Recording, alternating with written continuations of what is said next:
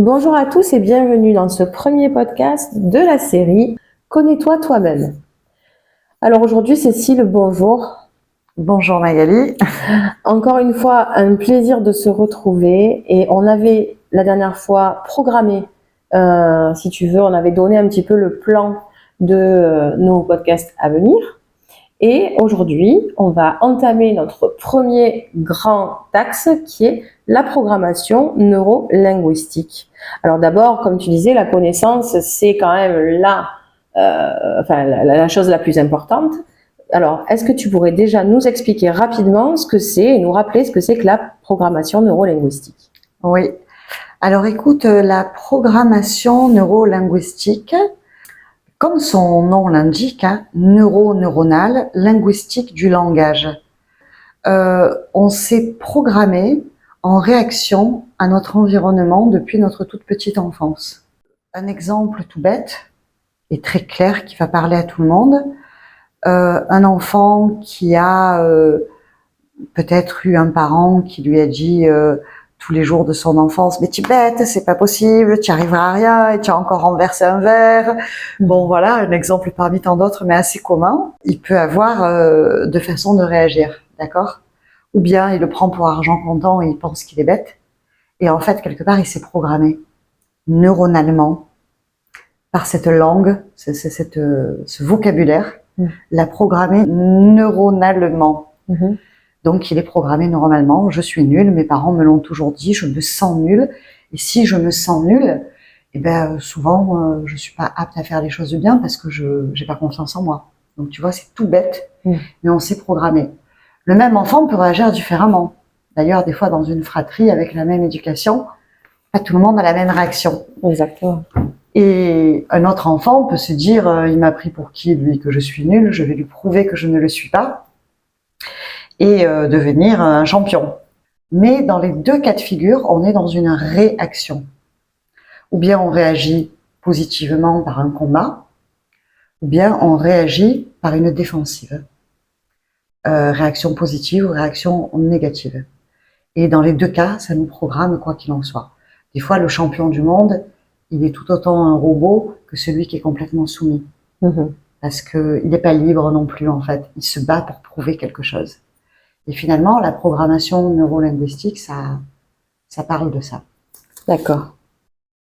C'est vrai que ça me parle énormément et beaucoup de personnes aujourd'hui à l'âge adulte est capable, on est nombreux à se retourner sur notre enfance et alors surtout, je dirais à la quarantaine et même un peu avant, on a ce réflexe-là, des fois quand on a des enfants aussi, quand on revit certaines choses de notre enfance, mais quand nous on a le rôle de l'adulte, on a un autre regard sur les choses et du coup on se rend compte que certaines phrases, certaines réactions, certaines actions de nos parents, de nos géniteurs, de notre entourage ont conditionné l'adulte que l'on est devenu.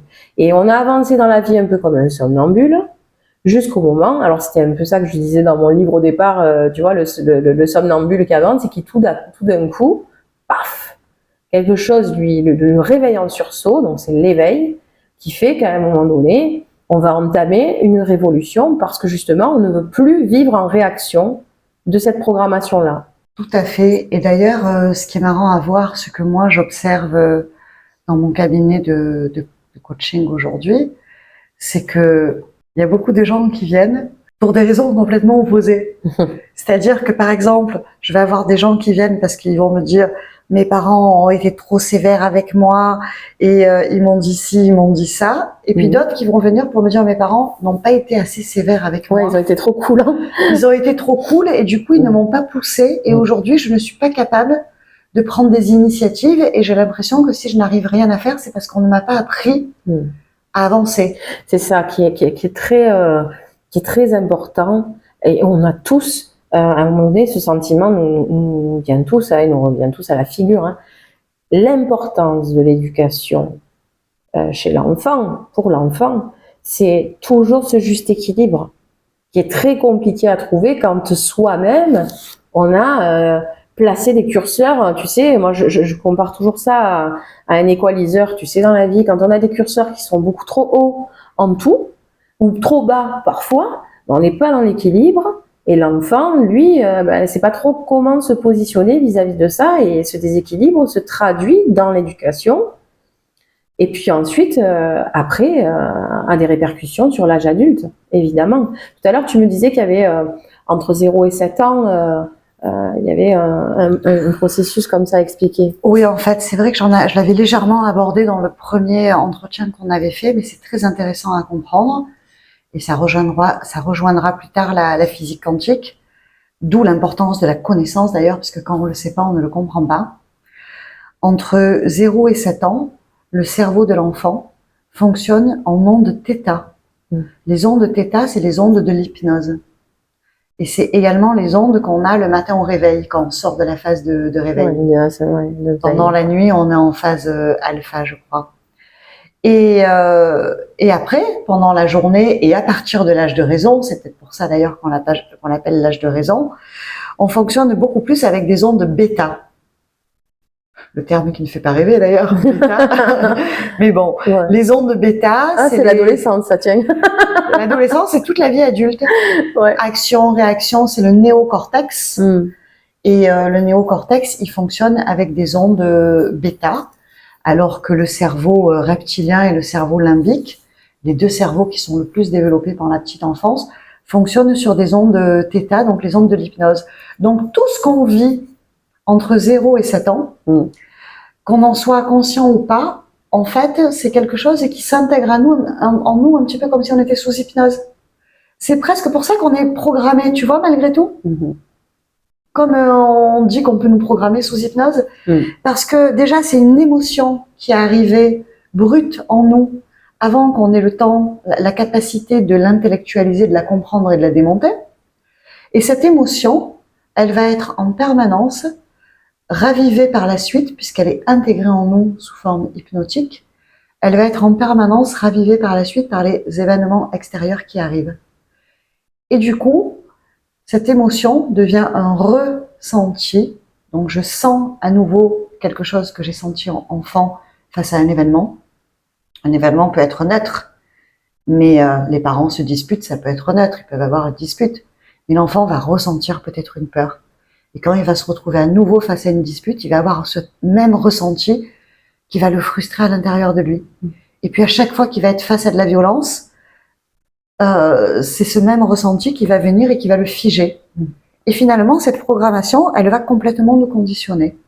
Après être devenue un ressenti, elle devient un sentiment, c'est-à-dire une sensation qui est mentalisée. C'est-à-dire qu'on en a fait, on l'a intellectualisé, on s'est dit ça, c'est pas bien. On l'a jugé, on l'a mise dans une case, on l'a programmée. On l'a programmée. Et après, elle devient un état d'âme et notre personnalité. Et voilà comment se passe la programmation neurolinguistique. D'accord. Et après, vas-y, quand dans ta vie, tu fonctionnes avec ce programme depuis 20, 30 ans, c'est pour ça d'ailleurs que j'aime bien avoir des jeunes coachés parce que c'est plus facile, pour défaire ces trucs-là, comprendre que c'était des programmations, comprendre que c'est pas le seul schéma à travers lequel on peut voir la vie, et être capable de se remettre en question, alors que justement la vie nous a montré tout au long, puisqu'on a toujours tout vu à travers ce programme, qu'on avait raison. Exactement. Moi j'ai souvent, tu vois, pas des colères, mais c'est souvent quand c'est extérieur à nous, je parle, les colères. Quand autour de nous, on entend des phrases comme ça, ah ben de toute façon moi je suis comme ça, définitivement, tu vois. Non mais je suis comme ça et quelque part je peux pas faire mieux ou je peux pas être autrement. C'est pas possible. On peut toujours être autrement. Encore faut-il analyser, encore faut-il aller chercher. Je veux dire, c'est une démarche qui est quand même voilà. Ce qui me fâche aussi des fois, c'est quand je peux entendre des phrases d'adultes, parents, qui me disent ah ben de toute façon mon enfant il est comme moi, lui il aime pas ça, il aimera pas ça ou en ça il sera pas bon. Tu vois, ça aussi c'est des phrases qui à mon sens sont des phrases qui réduisent encore une fois l'enfant à quelque chose qui est un filtre qui appartient complètement aux parents, qui n'a rien à voir avec l'enfant. Et qui l'étiquette. Et oui, exactement. J'ai tendance à toujours dire, moi je suis très contente que mon fils, par exemple, soit complètement différent de moi, Sincèrement, il ne me ressemble pas. Hein. Oui, il me ressemble sur des points, évidemment, comme tout enfant avec son parent.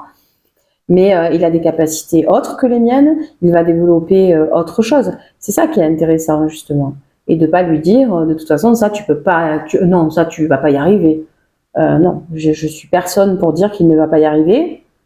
Je pense qu'à un moment donné, les phrases que l'on prononce, on ne se rend pas compte, mais tu sais, on a eu cette discussion aussi avec le père Mathieu aussi que j'ai eu en podcast il n'y a pas longtemps où on disait que le verbe c'est quand même quelque chose voilà, qui appartient à l'être humain, qui est essentiel, et le verbe c'est un peu à double tranchant. C'est-à-dire qu'à un moment donné, ça peut faire du bien, ça peut guérir et ça peut blesser. Et ce genre de blessure laisse des cicatrices qui, après, à l'âge adulte, font des adultes blessés. Et des adultes qui, à un moment donné, même s'ils sont programmés, vont dysfonctionner. Oui, en effet, les phrases qu'on reçoit nous limitent, nous conditionnent à ce qu'on est. Et oui, c'était ça que je voulais dire. Il y a également des loyautés familiales. Tu vois, des fois c'est même inconscient. Mais quand on est issu d'un milieu, presque on n'arrive pas à s'en émanciper parce que on a l'impression de... Ça aussi c'est un conditionnement qui vient de plusieurs générations. Donc, il y a ça dans la programmation comme conditionnement, dans la programmation neurolinguistique, les injonctions familiales, on pourrait presque dire, entre guillemets, le karma de la famille, presque la caste sociale, comme en Inde, disons, des castes. Des castes. Mais il y a aussi les injonctions qu'on reçoit enfant. Il y a 5 injonctions, peut-être qu'on pourra en parler à notre prochain podcast, ça peut être intéressant. Les injonctions que nos parents nous donnent, qui sont « sois forte », dépêche-toi, sois gentil. Celle-là, c'est une injonction à laquelle beaucoup de gens répondent et qui est un gros piège. Sois parfaite. Ça aussi, c'est une injonction qui pose beaucoup de problèmes parce que les gens ne se sentent jamais à la hauteur. Et la 5e, c'est fais des efforts. C'est ça. Fais des efforts. Donc, tu vois, les parents, pas du tout mal intentionnés, hein. La question n'est pas là. Mais c'est des injonctions qu'on a reçues pour nous diriger au mieux. Mais ces injonctions rentrées dans le cerveau d'un enfant font des comportements où l'enfant peut en effet passer sa vie à être gentil pour faire plaisir à papa, maman, et finalement être complètement soumis aux autres et se sacrifier lui-même et ne pas arriver à réaliser sa propre vie. Dépêche-toi peut entraîner des comportements où finalement les enfants brassent toujours de l'air parce qu'ils n'y arrivent pas. Et on en voit beaucoup dans le travail, etc. Sois parfaite. C'est une injonction qui est terrible quand on a reçu celle-là, parce que plein de gens croient qu'ils ne vont jamais arriver à être à la hauteur, et aussi ils ne passent jamais à l'action parce qu'ils ne veulent pas passer à l'action, donc ils ne sont pas parfaits. C'est ça. Et du coup, il y a beaucoup de gens qui procrastinent à cause de cette injonction-là. Fais des efforts, l'impression qu'il faut toujours travailler à fond pour gagner de l'argent, et du coup, c'est des gens qui vont se tuer à la tâche. Voilà, enfin, il y a plein de conséquences dues aux 5 injonctions reçues. Et sois fort. Et sois fort, qui met souvent les gens dans un rapport de force où ils doivent ne pas se plaindre, se battre. Moi, par exemple, j'ai reçu l'injonction « sois forte ». Et écoute, ça n'a pas été facile. Hein. On en est là aujourd'hui. On en est là aujourd'hui, obligé de se taper un coaching, 10 ans de psychothérapie. Non, sois forte, c'est aussi une injonction qui est... Alors, je suis très forte, mais je suis pas sûre que ce soit la meilleure des choses. Non, et puis tu vois, il y a une phrase la dernière fois que m'a dit encore une fois le père Mathieu, tiens, il vient toujours au milieu de notre podcast, mais c'est vrai, c'était une phrase de Saint Jean, je crois, qui dit que c'est dans ma faiblesse que je suis fort. Voilà, et moi je l'ai ressenti comme ça. Parce que je pensais au départ, mais d'ailleurs je me suis lourdement trompée, que quand je suis tombée malade, je pensais que j'allais être face à la maladie, la guerrière avec, tu sais, l'armure, le bouclier et l'épée qui va partir en guerre contre le cancer.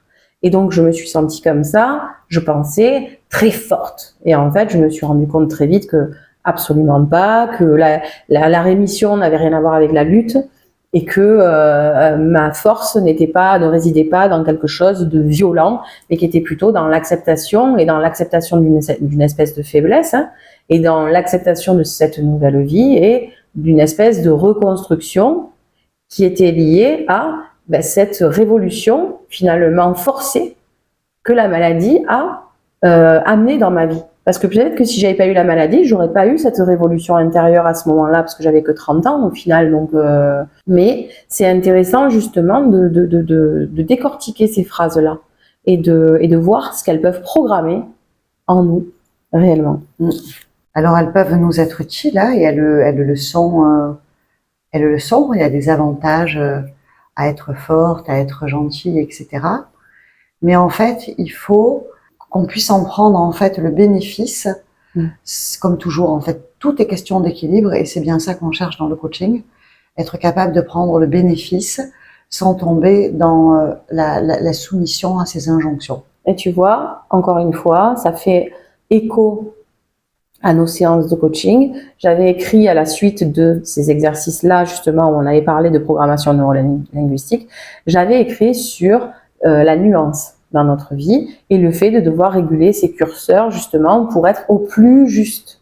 Sans parler de perfection, encore une fois, parce qu'on n'est pas dans le soi parfait, mais dans quelque chose de plus nuancé, de plus, voilà, qui me permette justement de moi réguler mes propres curseurs et de ne pas vivre avec les curseurs que l'on m'a imposés par ces phrases-là et avec lesquelles j'ai été obligée de grandir et de finalement évoluer.